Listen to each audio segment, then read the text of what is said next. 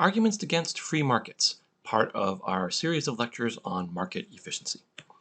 In this video, we're going to discuss the caveats to what we discussed in our last video, that the market is the way we maximize efficiency. And we'll also discuss whether efficiency should be the goal of all the goods we allocate via the market.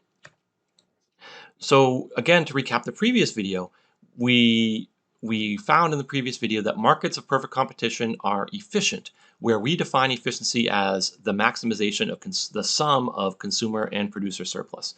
Economists sometimes use other definitions of efficiency, but they all satisfy the same criteria, that the free market of perfect competition is an efficient market, no matter what definition you use. But there are some important exceptions to this.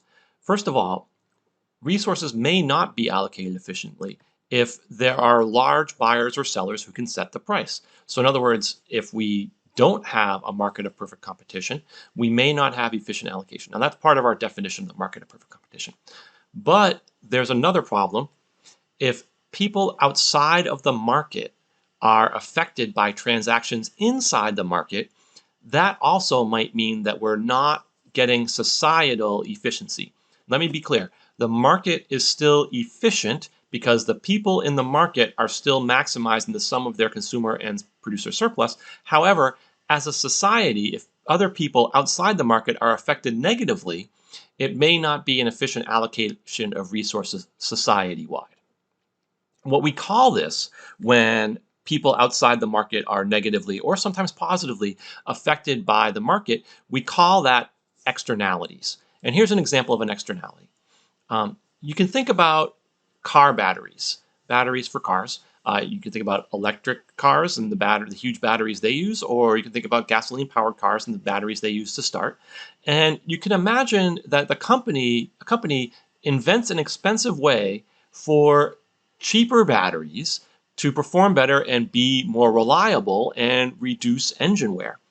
Now, just think a moment of what would happen in the market, not only for car batteries, which would be affected, but the market for cars in general, which would also be affected.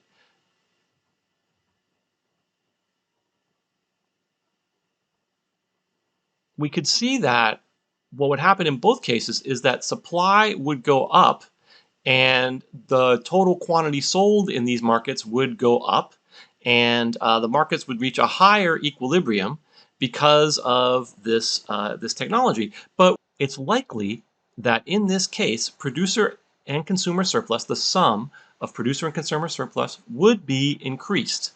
Now, here's the problem. Let's suppose that instead of the example I gave you, we use gasoline. So not cheaper batteries, but cheaper gasoline. And this example becomes why lead was added to gasoline in the early part of the 20th century, leading to widespread cases of lead poisoning and leading to 60 years of people getting sick, getting violent tendencies, losing mental acuity due to the amount of lead in the environment that was produced by this market. This market produced this gasoline. Inside the market, consumer and producer surplus went up, but in the overall scheme of things, social welfare as a whole was not efficiently allocated. So that's an externality. It's an aspect of market transactions that affects people outside of the market. And we'll have a whole series of lectures on externalities, but the important thing to understand now is that externalities may end up having us allocate goods inefficiently as society, even though inside the market, the goods are allocated efficiently. Also, we want to think about this that we brought up in an earlier lecture, the relationship between willingness to pay and wealth. The idea here is that people with more wealth would naturally have a higher willingness to pay for almost anything, which means that they get the most marginal benefit from almost anything, which also means that they would reap the highest benefit for anything that's allocated in a market of perfect competition. Almost anything, but a lot of things.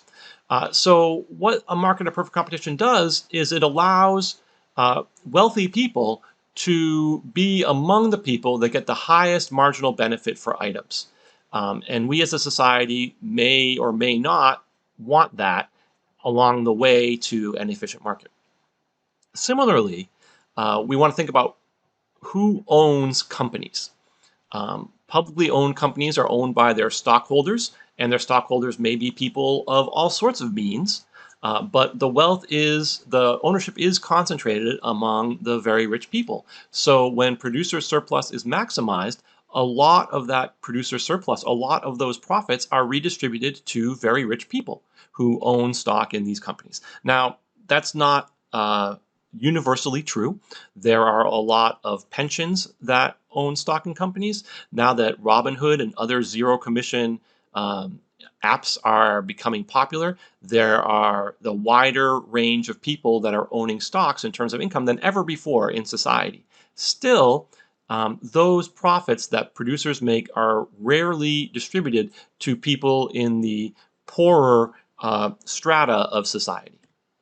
Also, if we don't like efficiency as a measure, and we'll talk a little bit why we might not like efficiency as a measure, we can think about how to measure welfare outside of efficiency. Economists in general like to measure efficiency because efficiency can be precisely determined and mathematically revealed, whereas other ideas about fairness or about providing a level playing field are much harder to categorize mathematically. Some other welfare measurements, in case you're interested, are the idea of equality of opportunity by Nozick, the welfare of the least well-off person by Rawls, and Amartya Sen and Martha Nussbaum come up with the capabilities approach, not measuring happiness by marginal benefit, but instead measuring happiness by what society allows a person to do. And then we're talking about efficiency, but we may want to wonder if we want to allocate some goods in terms of equality or some goods in terms of equity. Now, though it's not pictured in this little cartoon, is the idea of efficiency. Any efficient outcome for this cartoon situation is one in which all three boxes are used. Even if the tallest person uses all three boxes to stand even taller, that's an efficient outcome from the box allocation here. But we may want it so that everyone gets an equal amount, that's equality, or we may want to get it that everyone can see over the fence, and that idea is equity.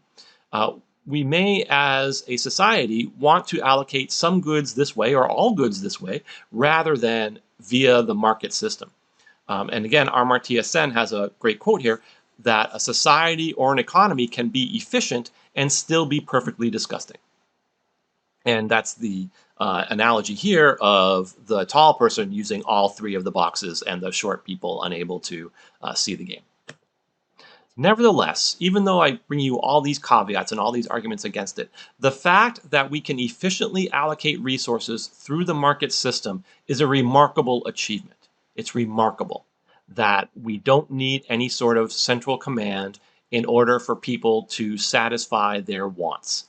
And that's an important thing to remember when we're balancing the pluses and minuses of allocating goods via the market system. So we must remember externalities when we discuss free markets and the benefits of efficiency. But also we need to remember that efficiency is only one possible goal of allocating goods. Thank you.